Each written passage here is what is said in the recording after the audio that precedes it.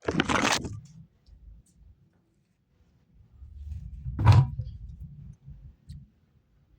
alaikum warahmatullahi wabarakatuh. Ndugu zangu katika binadamu, ndugu zangu Waislamu na ndugu zangu katika binadamu, ndugu zangu ambao ni Wakristo, niwashukuru kwa sababu ya fursa hii ambayo tumeipata katika siku ya leo. Leo nataka tujadili kitu kimoja tu simple. Kuna kitabu nimebeba hapa, nafikiri unakiona, kimeandikwa Halali na Haramu katika Uislamu.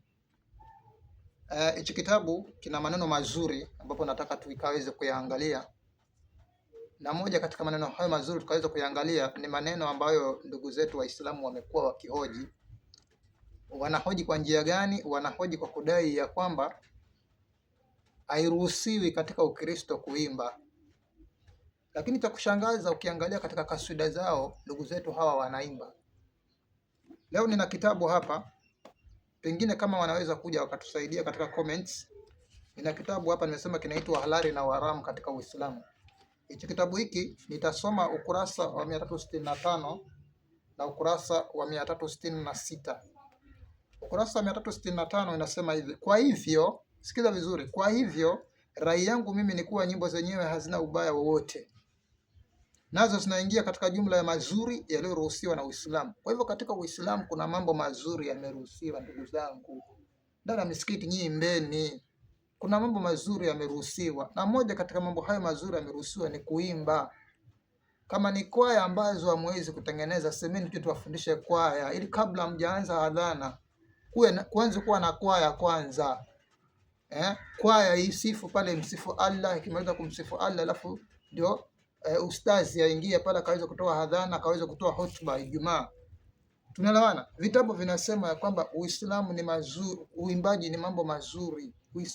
Mambo mazuri yanayoruhusiwa katika Uislamu ni nini? Ni nyimbo. Kwa hivyo rai yangu mimi ni kuwa nyimbo zenyewe hazina ubaya wote, nazo zinaingia katika jumla ya mazuri yanayoruhusiwa na Uislamu.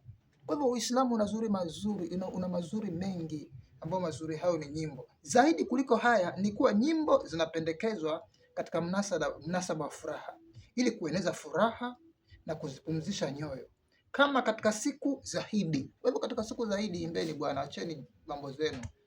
Nyimbo haziruhusiwi kuimba, watu wafanye kuimba, marufuku kuimba. Amosi 6:5, watana na mambo ya Amosi. Halali na Haramu katika Uislamu, kitabu hiki kinasema nyimbo ni halali, tena muimbe katika sikukuu za Idi na harusi, na akija mgeni na kufanyiwa karamu na hazaliwapo mtoto, kwani imepokelewa kutoka kwa Aisha. Hii hadithi sasa, hadithi sahihi, sio hadithi dhaifu. Hii shule kusema kila hadithi mkitoa hiyo dhaifu. Hii ni hadithi sahihi, imepokelewa kutoka kwa Aisha. Hadithi ya Aisha hii inasema kwamba nyimbo zinafaa katika ibada. Ndugu zangu, imbeni, acheni ujanja. Vitabu hivi nakimbia ukurasa wa 366. Hapo sasa ndio kuna sunna yenyewe mtume kaleta. Sikiza vizuri. Ibn Abbas, sahaba wa mtume huyu, Ibn Abbas akasema Aisha alimuoza mwanamke jamaa yake kwa Maansari. Unaelewana? Akaja mtume akasema, mmempa zawadi msichana wenu? Anauliza mtume sasa. Wakasema naam. Akasema, nimempeleka pamoja naye mtu wa kuimbia.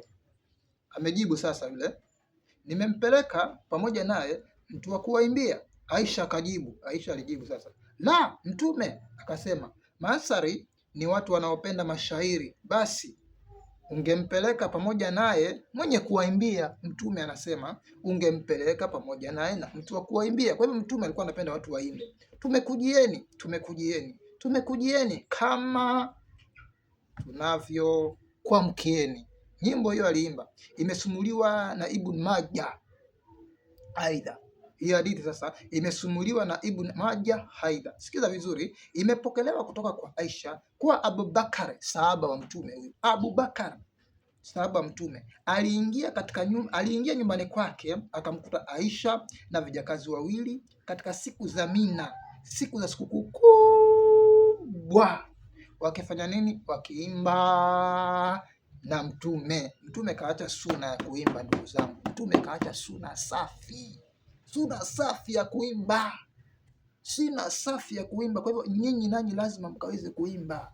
tena mbora wa mitume Muhammad sallallahu alaihi wasallam, sijui nani mkubwa, sijui wa nani. Sunna kaacha watu waimbe msikitini. Tengenezeni kwaya. Kama mjui kutengeneza kwaya katika misikiti, jamani, tuambieni, si Wakristo tuje tuwatengenezee kwaya, tuwaletee gita, ili mkae vizuri, mwe mnaimba. Baada ya kuimba, basi anaingia imamu, anapiga hutuba ya Ijumaa. Akimaliza kupiga hutuba ya Ijumaa, tunasalimiana, assalamu alaikum warahmatullahi wabarakatuh, assalamu alaikum warahmatullahi wabarakatuh.